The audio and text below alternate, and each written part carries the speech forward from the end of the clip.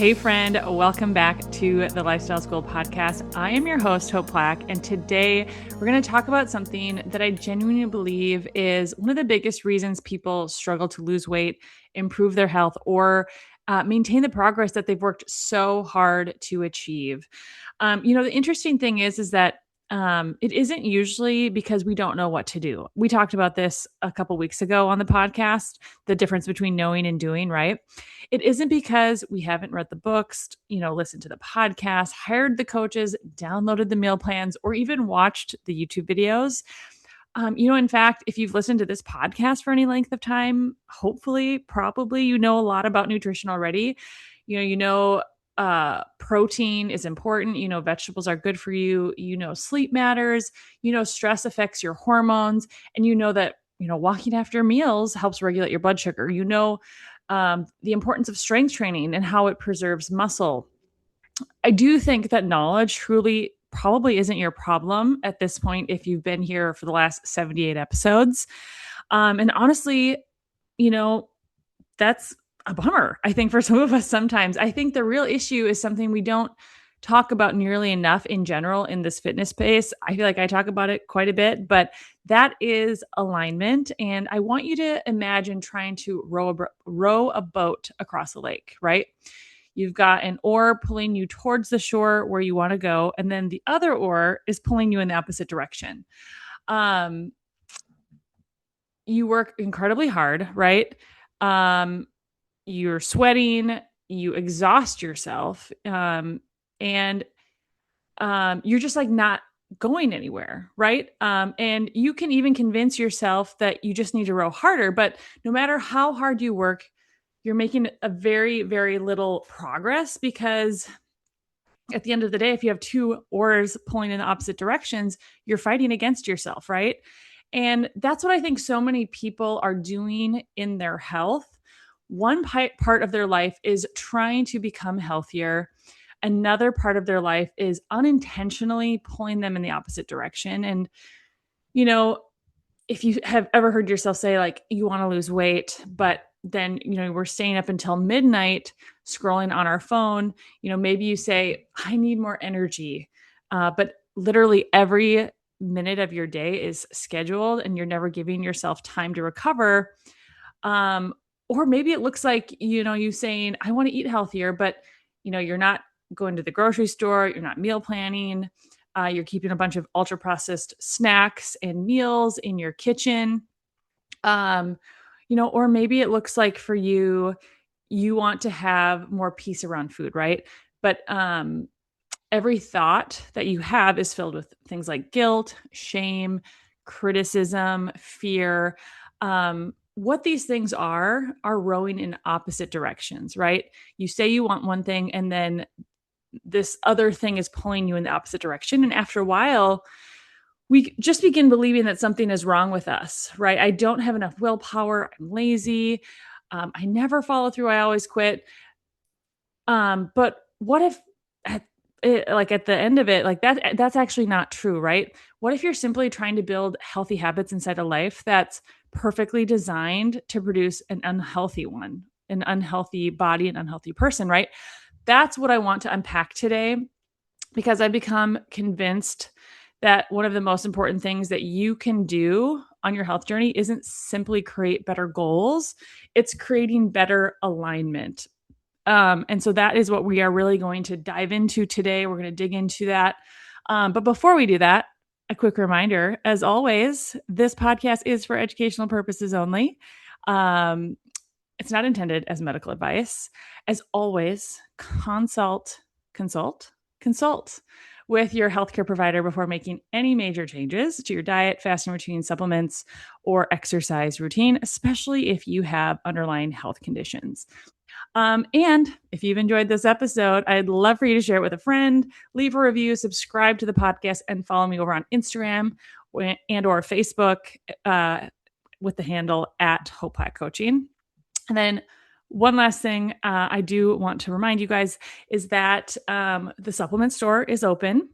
If you are looking for high quality supplements that are third-party tested for quality and purity, this is like so important when we're talking about buying supplements, I do not want you to waste your money on crappy supplements, whether you get them from me or not.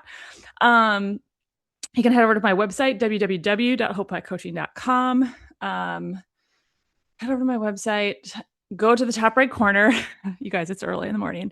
Top right corner, there's a button that says store. Click on that. Bunch of great supplements are there for you. If you do want to create an account in order to support this podcast, you will need a code, and that code is 104567. Again, that's 104567. And this is, these are the same professional grade products that I use and recommend to my clients. My kids take them.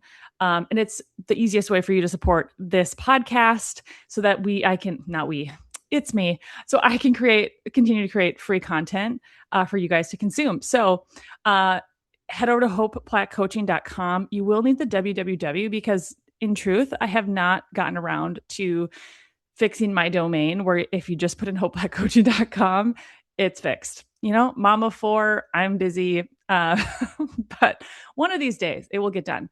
And maybe you don't know where to start on your supplements, like when it comes to supplements.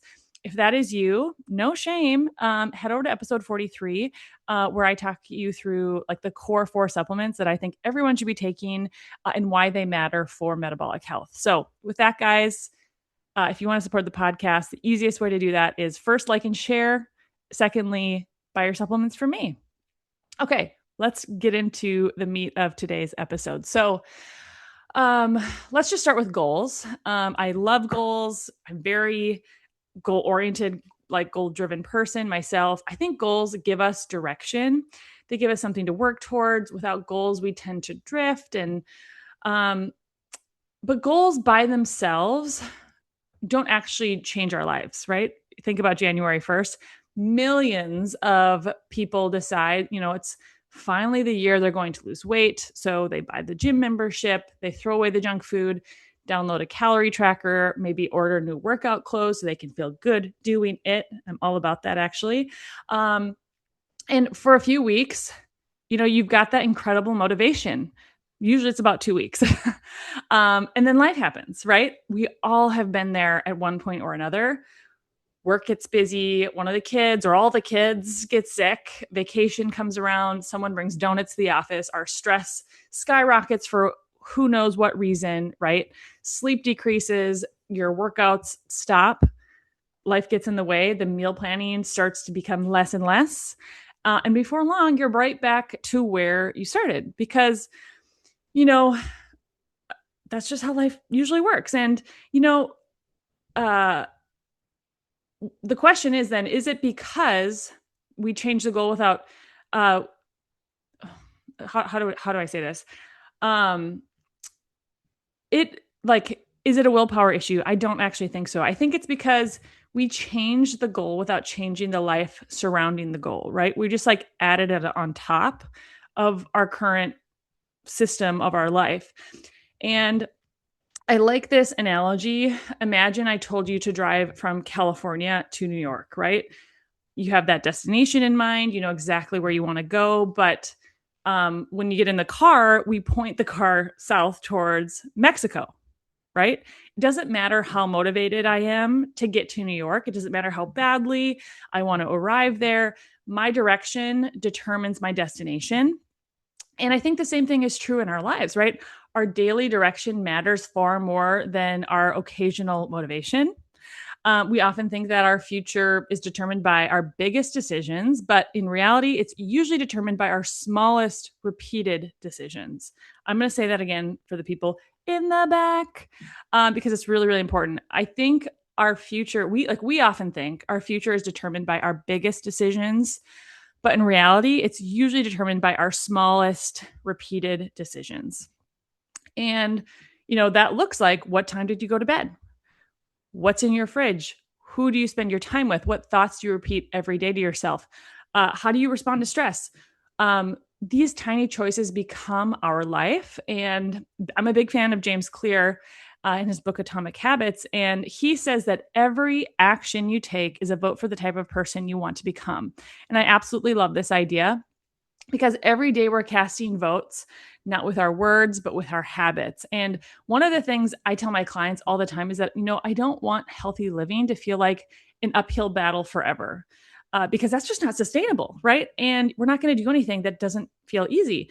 Um, and of course, there's a season where change feels uncomfortable, right? Breaking old habits is hard, and learning new skills takes effort. But over time, your life should actually begin making, like, I should say your life should, the setup of your life should make making healthy choices easier, not harder. Sorry, that was hard to get out.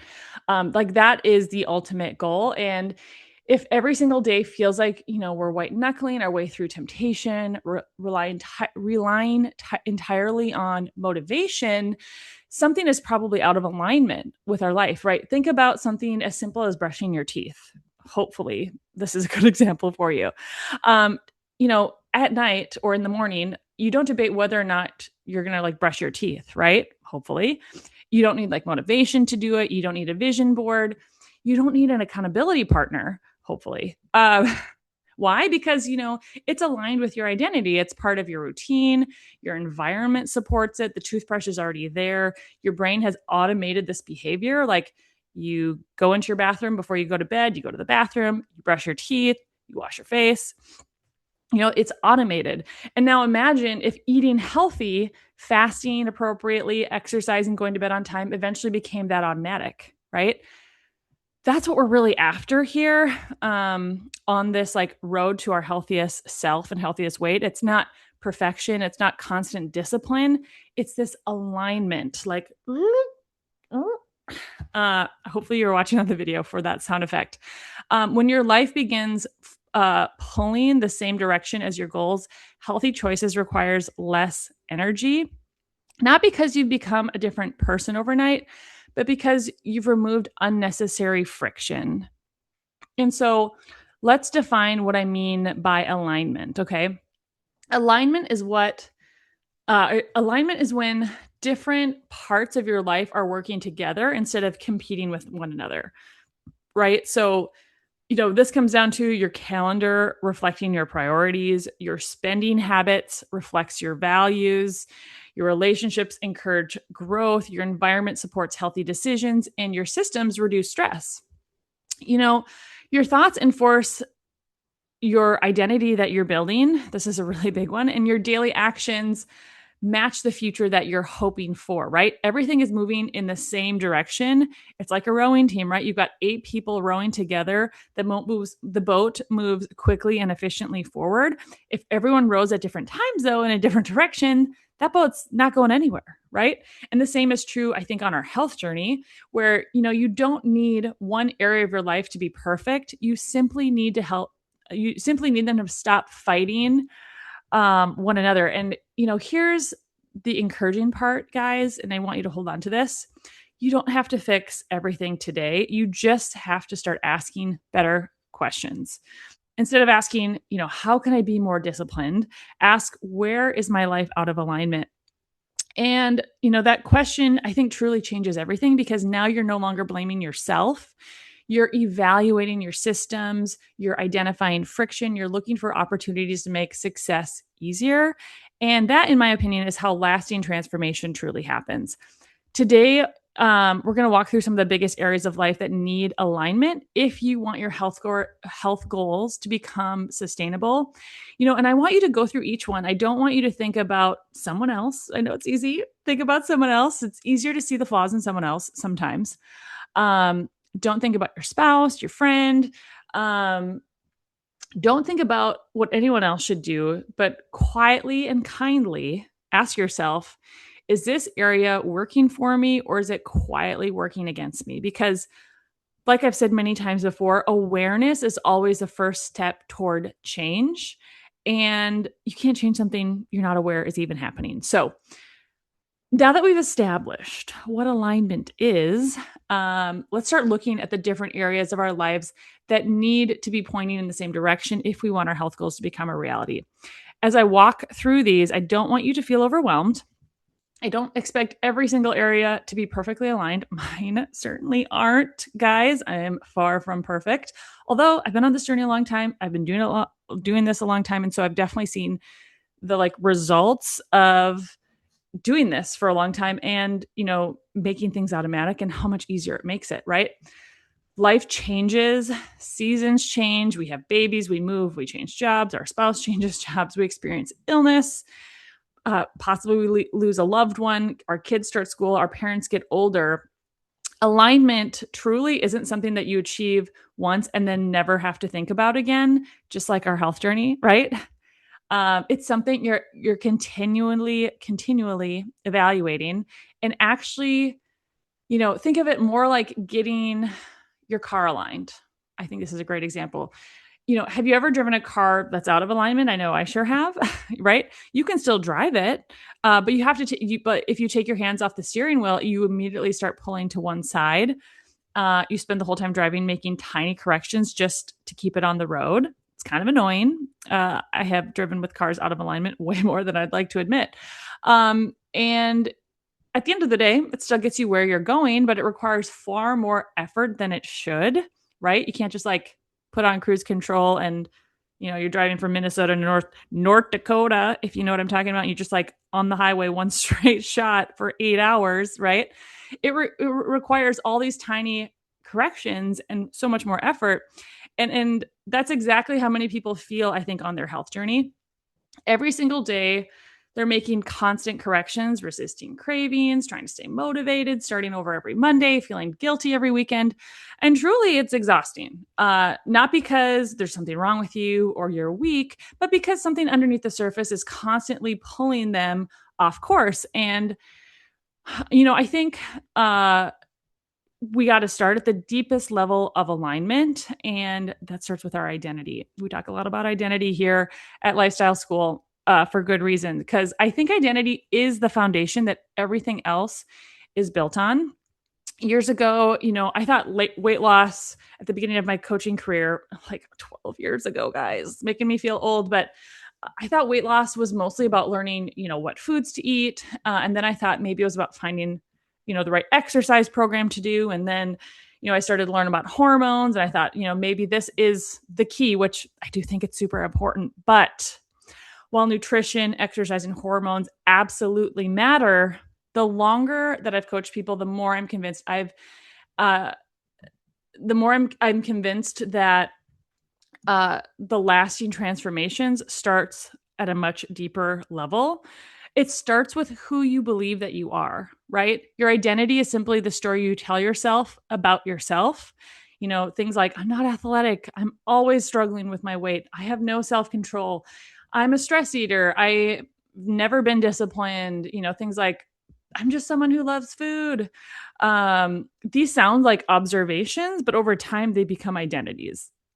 And identities are incredibly powerful because we naturally believe them in ways that are consistent with who we believe that we are. And if you think about it, if I believe I'm someone who always quits, what happens the first time I miss a workout, right? I don't simply think like, oh, I missed a workout, bummer, like better make sure I get to my workout tomorrow, right? Instead, like internally, this conversation starts that's like, see, I knew it. I always quit, right? One missed workout suddenly becomes evidence that confirms this identity that you have put on yourself without even realizing it. And the beauty is that, like, what if we flipped it, right? What if instead of saying, I need to lose weight, we start saying, I'm becoming someone who takes incredible care of my body. Do you hear the difference on that?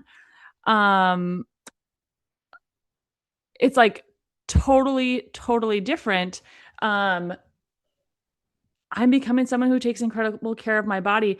One of these focuses on, the outcome, which, we do have some control over, but not timing and how fast and the obstacles we face. But the other focus is on becoming what's like what the actual journey is about, right? We're not trying to become a person who occasionally eats healthy, like when they're on a diet. we're trying to become a healthy person. And these are completely different mindsets. One requires constant effort. The other one, gradually becomes your default. And I experienced this myself with fasting. And when I first started fasting, it felt really difficult. Like it was a hard thing to really get myself to do. I had to start very slowly. I had a lot of anxiety around food, but um, there was like all this like emotional stuff. And then there was like the planning stuff of it. Like I had to think about it. I had to plan for it. I was fighting my hunger, questioning whether or not I could actually do it. But over time, fasting became just a part of my identity, right? I've been doing it now for 7 years on and off with pregnancies. It wasn't something I was forcing myself to do anymore. It's like simply how I lived. And the same thing happened with strength training, with eating whole foods. Eventually these things that I do, they become a part of who I am. And that's the goal, right?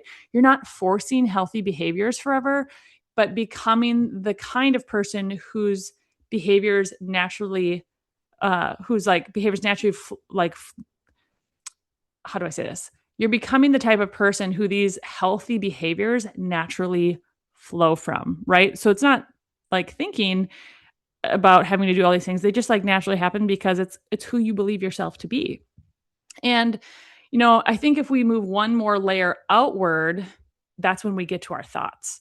And we have talked about thoughts before on this podcast. I mean, we're like 79 episodes in. Isn't that crazy? We've been doing this over a year, guys. So let's talk about thoughts for a second. I think this is another one of those underestimated areas of health. I, spend a surprising amount of time talking with my clients about the conversations they're having with themselves, actually, because whether you realize it or not, you are listening to yourself all day long. And these conversations truly, truly matter.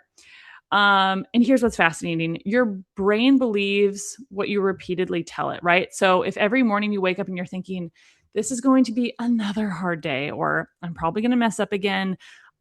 This is going to be like a really stressful day of work. Like, I'm not ready for it. Or, even something as simple as like, I am so inconsistent, or, I'm like never prepared. I ruin everything. These thoughts don't just stay in your head. I want to be really clear. They shape our emotions, and our emotions influence our behaviors, and our behaviors produce our results, right? Everything starts with a thought. One of the things I often ask my clients is like, would you ever speak to your best friend the way that you're speaking to yourself, right? Usually the answer is no, hopefully, if you're a good friend. Not even close. Imagine your friend calls you after eating a piece of birthday cake at their birthday party. Would you tell them, well, you've ruined everything now. You might as well eat that whole cake and start over Monday, 3 days from now, right? Throw in the towel, girlfriend, binge your heart out. Your goals, they're just not going to happen. You can start Monday. Like, is that what you'd say? Of course not, right? It's just not logical. You'd probably say like, oh, one piece of cake. I hope you enjoyed it. And I hope you, had a great time. And I know you can make your next meal a healthy one because that's your goal and that's who you are, right? Yet somehow, when it's ourselves, and I'm so guilty of this, guys, our standards completely change. We become our own worst critic. And here's the problem: criticism rarely leads to lasting change. I want to tell you that again. Criticism of yourself rarely leads to lasting change. It creates shame. And shame often drives the very behaviors we're trying to stop. And this is why I teach my clients to become curious curious with themselves instead of critical. Instead of saying like, why am I like this? Ask, what happened here? What was I feeling? What need was I trying to meet with this action that was out of alignment? What could I do differently next time? Right? That's coaching. That's not condemning. And the goal is to be able to like do that with yourself, right? I love to hear when my clients, like when we're talking about this internal dialogue that they have when they start coaching themselves, because then they're no longer going to need me. And that's the ultimate goal. While I love working with my clients, I want to like send them off equipped and ready. And it means I've done my job well. There's this verse in Proverbs that says, a man thinks in his heart, so is he. or sorry, I should say this again. As a man thinks in his heart, so is he. And whether you're a person of faith or not, there's like this tremendous wisdom in that statement. And it's totally applicable to what we're talking about today. Your thoughts truly shape your life. So if your thoughts aren't aligned with where you're trying to go, right? It's those oars again. You're constantly going to feel like you're swimming against a rip current upstream, however you want to think about it.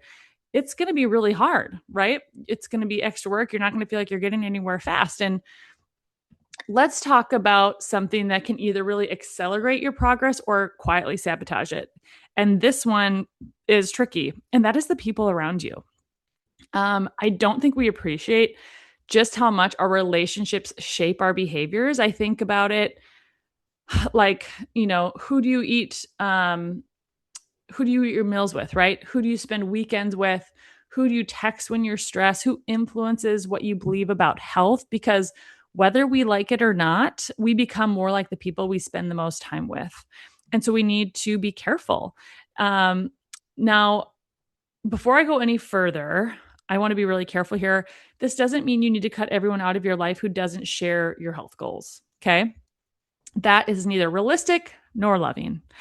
But it does mean that we have to be intentional if you're going to try to improve your health. But every social gathering, if like you're putting yourself in a situation where every social gathering, it revolves around overeating, or if you find yourself in these relationships where every conversation minimizes your goals, or every time you decide to make a healthy choice, someone tells you like, oh, that's too hardcore. Like just live a little. I want to be really clear that is friction. And it's really hard if it's like happening within your home, with your spouse, your partner. It doesn't make success impossible, but it certainly makes it a lot harder. And one of the things I encourage my clients to do is invite the people closest to them into this journey, right? So whether that's your partner, your best friend, have conversations with your spouse. Tell them why this matters. Explain what you're trying to build, not because you expect perfection from them or even for them to do it with you, right? But because partnership makes everything easier. Everyone needs a cheerleader. And if you don't have support at home, it's really important that you find it elsewhere. I'm going to be really clear about that. And that is one of the reasons I've created Lifestyle School, my course, Lifestyle School for Weight Loss. I have been trying to think about like, how can I better create a community for the people like in my course? And if you have ideas for me, I am working on a couple different things in that regard, but because sometimes you need people who understand what you're trying to build, right? Because we celebrate people who celebrate their wins instead of questioning like what the choices that you've made. If you're surrounded, people are constantly questioning you versus celebrating you. People who remind you of your goals when you've temporarily forgotten them for yourself. That is what makes the big difference, right? Community doesn't eliminate hard days, but it does make hard days much easier to navigate. If you have that person you can call, it's like, oh, like I just want to break my fast. I'm feeling hungry. I'm tired. Like there's no real reason to break it. I don't want to do it. And you're just like, it's worth it. Like you're almost there. It's a couple more hours. Like that is what makes the difference. And so I want to now transition and talk about environment, because I think this truly influences our choices hundreds of times over every single day. It might surprise you because I think it often feels so ordinary. Your kitchen, right? Your pantry, your refrigerator, the office, car, bedside table for some of you, our environment, of like the route we drive home, like the apps we have on our phone, the notifications that we let interrupt our day. Every environment is designed to encourage certain behaviors, right? And the question is, what behavior is your environment encouraging? Ask yourself that question. What behaviors is your environment encouraging? If cookies are sitting on the kitchen counter and washed berries are hidden in the back of the fridge, which one do you think your brain is going to notice first, right? Especially if you're someone who like loves the cookies like me. Um, if your workout clothes are buried in a drawer, but the television remote is right there sitting on the coffee table, which habit is going to be easier to do, right? After a long day of work. Success isn't just about making better decisions, it's about making the healthy decision the easiest decision to make. I'm going to say that again. Success isn't just making better decisions, it's about making the healthy decision the easiest decision to make. One of the simplest things you can do this week is walk through your house with fresh eyes and ask yourself, as if you're like a stranger walking into your home, what would they assume I value based on what they see, right? Would they see a kitchen designed to nourish your family?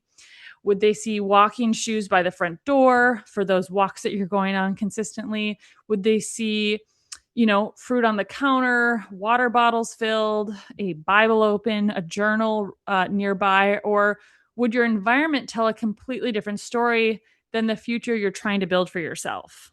That can be a hard pill to swallow. But the reality is your environment is always preaching a message, right? And make sure it's preaching the one that you actually want to live. It seems maybe obvious, but it's truly something that I think many people struggle with. So far we've talked about our identity, our thoughts, relationships, and our environment. Okay. These are incredibly important because they shape the way we think and behave. But now I want to move into something much more practical. And, this is where we stop talking about what we believe, right? And we start talking about how we actually function. Because here's what I've learned over coaching for many years is that healthy people don't just have healthier habits, they have healthier systems, right? And systems always beat good intentions. Have you ever noticed that brushing your teeth doesn't require motivation? I know we talked about this briefly before. You don't wake up every morning wondering like whether you should do it or whether you shouldn't. You don't negotiate with yourself, hopefully, about brushing your teeth. You don't tell yourself, oh, I'll start brushing my teeth on Monday. Maybe you do this with flossing, but hopefully with brushing your teeth, like this isn't the conversation. You don't need an accountability partner to remind you. You just do it, right? Why? Because it's a system. You wake up, it's attached to a morning routine. Your toothbrush is already there. The toothpaste is already there. Your brain doesn't have to make the decision because you're already made the decision hundreds of times before, right? And now think about eating healthy. For so many people, it feels completely different. Every meal is a brand new decision. What should I eat? What should I cook? Should I order takeout? Maybe I'll just snack. And by the end of the day, you've made hundreds of decisions and, they're mentally exhausting. You feel mentally exhausted. And this is what I think psychologists call decision fatigue. The more decisions you make, the more your brain begins looking for like the easiest option. And unfortunately, the easiest option usually isn't the healthiest one. And this is why I love routines. I am a creature of routines. And I don't love routines because I enjoy rigidity. I'll just be clear. I love routines because they create freedom for me. When I know what I'm eating most mornings or, most post fast, when I know when I'm going to go grocery shopping at the beginning of the month every month, when I know like when I'm fasting, I know when I'm going to go do my workouts and get my strength training in. I have removed dozens of unnecessary decisions from my day, and that leaves my mental energy available for things that actually require creativity and problem solving, like putting together this podcast. One of my favorite questions to ask clients is this: what system is producing the results you're getting today? Right? Not what's the goal, what's the dream, what's the intention, like what is the system? Because whatever you're consistently experiencing is almost always a product of a system. And if you're constantly grabbing fast food, there's a system producing that, right? If you're always staying up until midnight, there's a system producing that. And if you're rarely drinking water, constantly not eating enough protein, I should say consistently, not eating enough protein, there's a system producing that too. And, the beautiful thing about systems is that they can be redesigned. Often one small change creates a ripple effect. And maybe your new system is ordering groceries every Saturday morning. Maybe it's chopping vegetables before putting them away. Maybe it's preparing tomorrow's lunch before bed, or even doing something as simple as filling your water bottle every night so it's waiting for you in the morning. These sounds almost too simple, right? But simple systems create consistently repeated, sorry, I can't talk. Simple systems repeated consistently completely changes lives. It's so simple. Now, let's talk about something that might make a few people uncomfortable. We have two topics actually that people might be like, "Ooh, this is spicy," and that's your calendar, guys. I hear people say all the time, like, "My health is my number one priority," and I truly believe that they mean it. But when I ask them to pull out their calendar, what do we see, right? We see things like meetings, soccer practice, doctor's appointments, birthday parties, work deadlines, volunteer commitments, travel. Everything has a reserved place on the calendar except their health and what the tasks that they need to do to become healthy, right? Healthy eating is supposed to happen if there's time. Exercise happens if nothing else comes up. Sleep happens if everyone else is taken care of. Can I lovingly challenge that for a minute, please? Pretty please. And I'm going to do it kindly, of course. If something is truly one of your highest priorities, shouldn't it exist somewhere on your calendar, right? We can't just expect to like put this on top of what we're already doing. We have to create space to become healthy because your calendar doesn't show me what you hope is important. It shows me what you've actually decided is important. It shows me, what you're actually spending your life doing and what you've prioritized. And now I understand life is busy, right? Believe me, I have 4 kids. I know schedules change. I know someone gets sick. I know babies don't care about your plans. Don't I know it? This isn't about creating a perfectly color coded calendar where every minute is accounted for. It's about making sure the things that matter most don't always get whatever time is left over. If movement matters, you got to schedule it. If meal preparation matters, schedule it. If fasting requires planning, schedule it. And if sleep matters, you have to protect it, right? One of the greatest gifts you can give your future self is making fewer decisions in the moment because you've already decided ahead of time. Your calendar becomes an act of self-respect. You're communicating to yourself, my health deserves a place in my life, not just in my dreams. Okay. And now, I'm recording a podcast. Please shut the door. My kids. Now, I want to talk about something that I don't think is ever really talked about when it comes to health, and that is money. I know I've done like maybe one episode out of the 79 on money, but it turns out this is like a really important piece of the puzzle. Now, before you tune me out, I'm not saying everyone has, unlimited financial resources. That's not reality. I'm not saying that where we consistently spend our money often. Sorry. What I'm trying to say is here. Sorry, I'm distracted by my kids trying to come into the room. What I'm saying is that where we consistently spend our money often reveals what we've unintentionally prioritized, right? There's this verse in the Bible. Jesus says, where your treasure is, there your heart will be also. And I think it's so true in so many areas of life. Our bank statements tell stories, right? Not stories about our worth, but stories about our habits. Think about this. How many people will say, I can't afford healthy food while spending hundreds of dollars every month on takeout? Or specialty coffee or alcohol or convenience foods or impulse purchases. Again, I just want to be so clear. I'm saying this with like grace and kindness. This isn't a guilt trip for you. It's about awareness, right? Sometimes the issue isn't that we don't have enough money. It's that our spending hasn't been aligned with the future we're trying to create for ourselves. Now, let me be equally clear. You do not have to buy expensive, organic everything to become healthy. the more you can, prioritize good whole health, like food, organic as much as possible, that's great, but it's not going to look perfect. And I have no expectation of that. You don't need the latest biohacking gadget.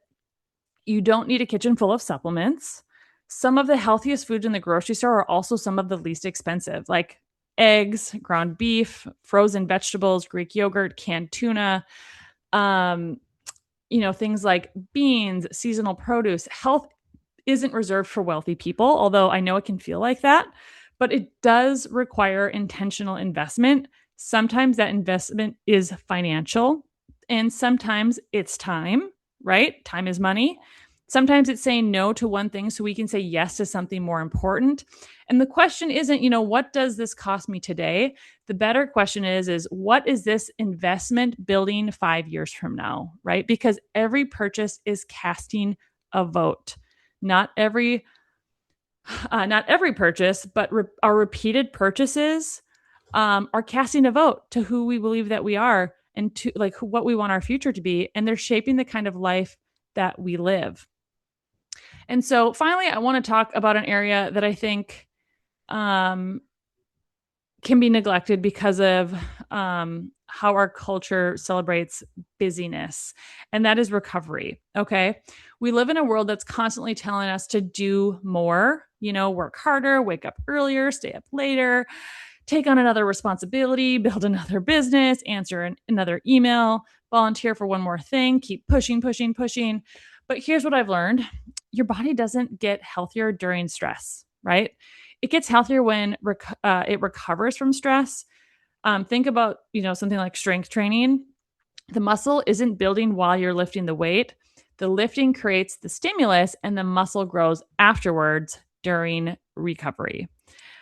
The exact same principle applies to nearly every aspect of our health. Our nervous system, our hormones, our brain, our relationships, they all need that recovery time, right? Our motivation needs recovery time. And if every moment of your life is spent rushing, reacting, responding, consuming, performing, your body never gets the signal that it's safe. And a body that never feels safe doesn't prioritize healing. And this is one of the reasons I'm constantly talking about sleep. I'm talking about morning sunlight, walking, prayer, journaling, quiet time, laughter. These aren't luxuries. They're part of our health strategy, right? Because alignment isn't only about what you're adding to your life. Sometimes alignment is about what you're willing to remove.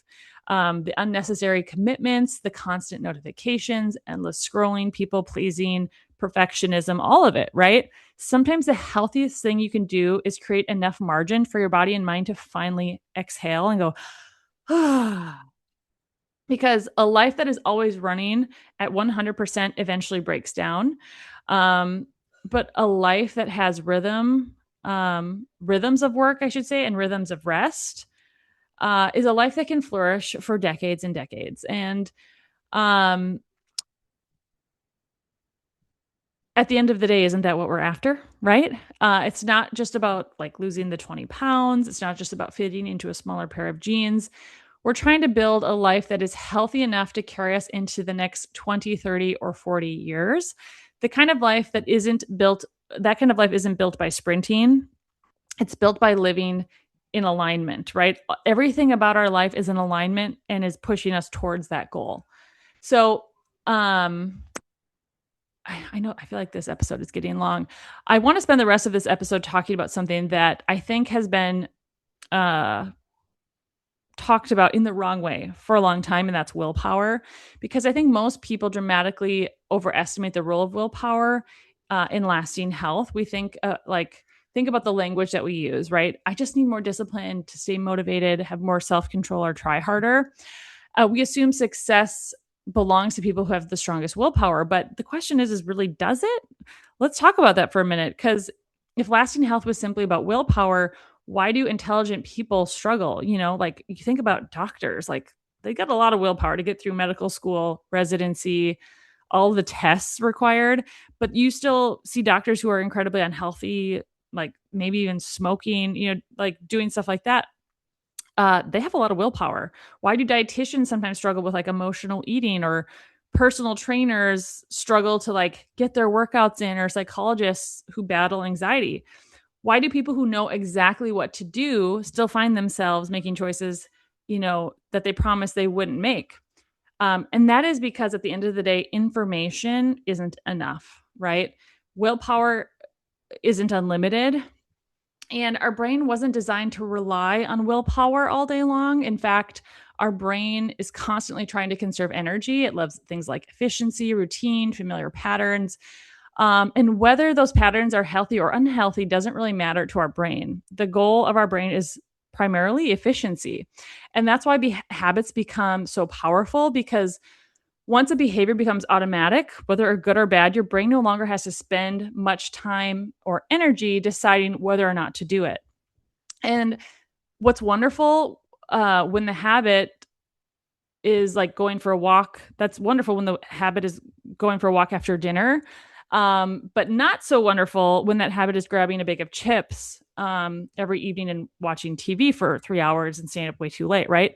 Your brain simply says, like, this is what we do. And before you know it, your body is walking towards that pantry before you've consciously made the decision to actually do that. I think this is a great example, and I have found myself here many times.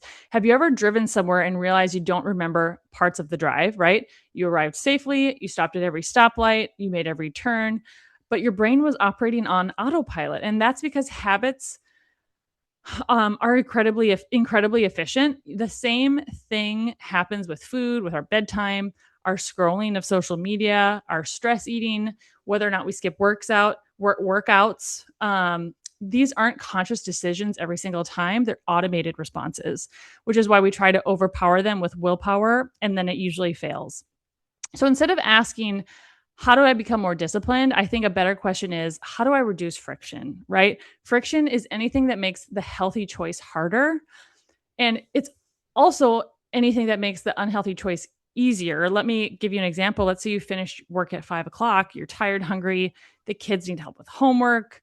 Your spouse is asking, like, what's for dinner? You open the refrigerator and there's nothing prepared, right? There's no meat thawed, nothing planned, and your brain has to solve this like complicated problem.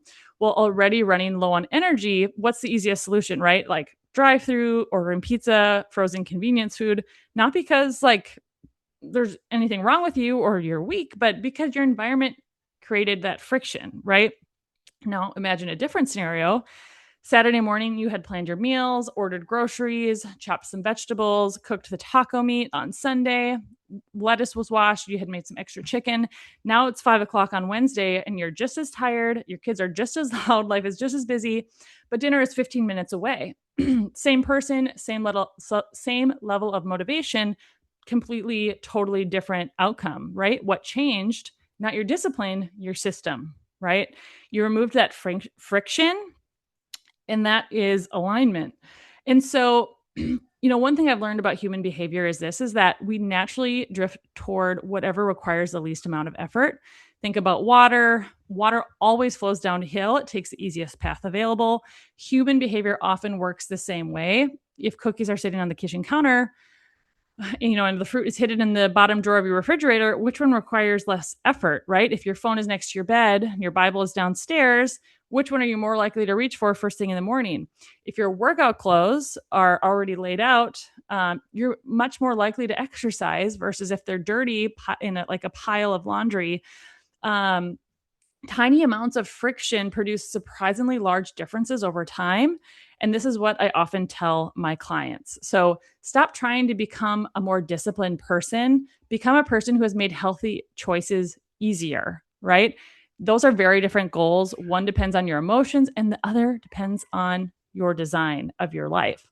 And so there's another reason why alignment matters, and that is decision fatigue. This is the last thing we're going to kind of cover here before we wrap up. But, have you ever felt like one of those days where like 6 o'clock simply doesn't want to make, by 6 o'clock, you simply don't want to make another decision? I know I get there by the end of my days. Maybe, you've been answering emails all day, solved problems at work. Maybe you're at home taking care of your kids. You're handling unexpected interruptions by the evening. like you're just mentally exhausted and checked out. And then someone asks like, so what's for dinner? And simply like that simple question feels like so overwhelming, not because dinner in and of itself is complicated, although I know it can feel like it, uh, but because you spent all of your mental energy everywhere else. And this is why successful people automate as much as possible, not because they're obsessed with routines, but because they understand that their mental energy is limited. Think about someone like Steve Jobs. The same, he is like known for wearing the same type of clothes almost every single day. Or people who eat, similar breakfasts every morning. They're not doing this because they're boring. What they're doing is they're protecting their decision making capacity. The fewer unnecessary decisions you have to make, the more energy you're going to have available for the important ones, right? And I think we should approach our health the same way. Have a grocery routine, have a meal routine. You know what you're eating most weekdays. You know when you're exercising, when bedtime is, what your fasting schedule is. You're not removing freedom. You're just removing unnecessary decision making. And that's incredibly freeing. And one of the things people often notice after joining Lifestyle School for Weight Loss, my course, is that they say, this feels easier than all the diets I've done before, because truly it's not a diet. And I don't think it's because what I teach is magically easier necessarily. It's because we're constantly removing friction, right? We're creating systems, routines, we're changing identities, we're addressing stress, improving sleep, cleaning up environments, and practicing fasting until it becomes familiar instead of frightening. And simplifying food instead of making it complicated. In other words, we're aligning life. And because here's what I've learned: when your life is aligned, healthy choices become increasingly automatic.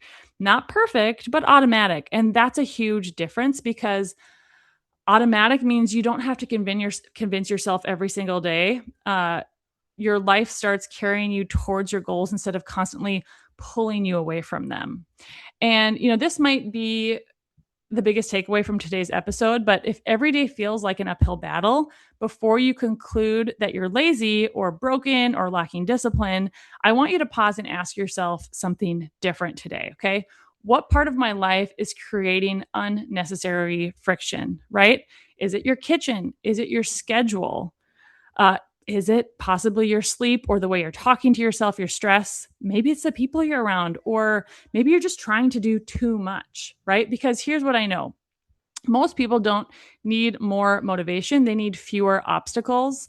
Imagine trying to ride a bike with the brakes partially engaged, right? You could pedal harder, you could buy a lighter bike, but the easiest thing would probably just be to simply release the brake. And that's what alignment does in your life. It doesn't eliminate effort, it removes unnecessary resistance. And that is huge. When you stop fighting yourself, all of a sudden, I don't know if you can hear people pounding on my door. When you stop fighting yourself, all of a sudden, like, life becomes the life you've been trying so hard to build finally starts moving forward, not because you became someone new overnight, but because your daily life finally began supporting the future you wanted instead of quietly sabotaging it. So, as we wrap up today's episode, I want to leave you with one final thought. Your current life is producing exactly what it has been designed to produce. That can be a hard truth to swallow. Now, before you hear this as a criticism, let me explain what I mean. If I plant tomato seeds, I shouldn't expect to grow. I'm recording my podcast. How fun. Um, if you plant a tomato seed, I shouldn't expect to grow uh, an apple tree, right? If I water weeds all summer long, I shouldn't be surprised when the weeds take over my garden. The harvest always reflects what has been planted, and our lives work the same way. The systems we've built, the routines we've practiced, the thoughts we've repeated, the people we've surrounded ourselves with, the habits we've reinforced, all of these things are producing the life we're experiencing today. And this isn't meant to discourage you. It's actually incredibly hopeful, because your life has been designed one decision at a time, and it can be redesigned one decision at a time. Okay. Think about that for a second. If you don't have to become a completely different person tomorrow morning, you don't have to throw away everything in your pantry. You don't have to wake up at, 5 o'clock in the morning. And you don't have to start exercising for 2 hours every day or like just suddenly become perfect at everything you do. You simply have to begin making your life a little bit more supportive of the future you're trying to build. Truly, that's it. You just have to make your life a little more supportive of the life you're trying to build. Small changes repeated consistently over time. I think that's one of the biggest lies our culture tells us, is that transformation has to happen overnight. We love a good before and after picture. I know I do, because they make it look like, one dramatic moment changed someone's life, but that's almost never what happened, right? Those pictures hide the hundreds of ordinary decisions that happened in between. Please shut the door. The first time I tried to record this podcast with with video, my kids are like pounding at my door. This never happens. It's probably because it's almost 8 o'clock. Sorry, where was I? Transformation doesn't happen overnight, right? The before and after picture, what that before and after picture doesn't show is the hundreds of ordinary decisions that happened: the grocery trips, the walks after dinner, earlier bedtimes, difficult conversations, meal prep, the prayers, the moments that they chose to keep going when nobody was watching. This is where lives are actually changed, in not one giant leap, but throughout thousands of faithful, ordinary decisions. That is what brought them to that before and after picture. So here's what I'd like you to do this week. Take out a notebook, draw a circle in the middle of that page. Inside the circle, write your health goal. So maybe it's losing 50 pounds. Maybe it's reversing insulin resistance, being able to play on the floor with your grandchildren, whatever that is, write it down. And then around that circle, I want you to write these words: identity, thoughts, relationships, environment, systems, calendar, money, recovery. I'll say it again: identity, thoughts, relationships, environment, systems, calendar, money, and recovery. And then ask yourself one question about each area. Is this helping me move towards my goal, or quietly pulling me away from it? And I want you to be really honest, not judgmental, but honest with yourself, right? Maybe your identity still sounds like something like, I'm always someone who struggles. Maybe your environment is constantly tempting you. Maybe your calendar has room for everyone except for yourself. What I want you to do is just notice, because awareness is always the first step towards change. You can't change something you're not aware of. I just realized I have a stowaway in the room with me who's not supposed to be in here. Now, here's where I think a lot of people make a mistake. They identify 8 problems and try to fix all 8 by Monday morning. Please, please, please don't do that. That's the exact opposite of what we're talking about today. Remember, we're trying to reduce friction, not create more. So instead of asking yourself, which one area, if I improved it, would make everything easier, right? Maybe it's sleep. I think for a lot of people, like, first you got to get to sleep, and then because you're rested, your cravings decrease, your patience improves, your workouts are easier, and like you have more energy to prepare meals. You got to identify what that is. And as you know, I've thought about this episode, I keep coming back to the word stewardship. Whether you're a person of faith or not, I think stewardship is a beautiful way to think about our lives. We've each been given one body, one family, one schedule, one set of resources, one life at the end of the day. None of them will ever be perfect, but each of them has been entrusted to us. And at the end of the day, health isn't about obsessing over our body. It's about stewarding it well. And food isn't something, to fear. It's something to use wisely. Exercise isn't punishment. It's the way of caring for our body, the way God designed it to move. Sleep isn't laziness. It's one of the primary ways that we can be restored and healed, and our body recovers. And so I think simply asking the question, how can I faithfully care for what I've been given today, is a great question to ask. So final thoughts as you go into this week, I want you to stop asking yourself, how can I try harder? Instead, ask, how can I make healthier choices easier? How can I make my environment work for me instead of against me? Healthy people don't simply make healthy decisions. They build healthy lives where their thoughts, relationships, homes, calendars, finances, routines are in alignment. And when everything in your life is put together in this way, you start being pulled towards your goals instead of having to pull your goals behind you every day. So with that, guys, thank you so much for being here. If this episode encouraged you, share it with a friend, like and subscribe to this episode, and we will see you on the next episode of the Lifestyle School Podcast.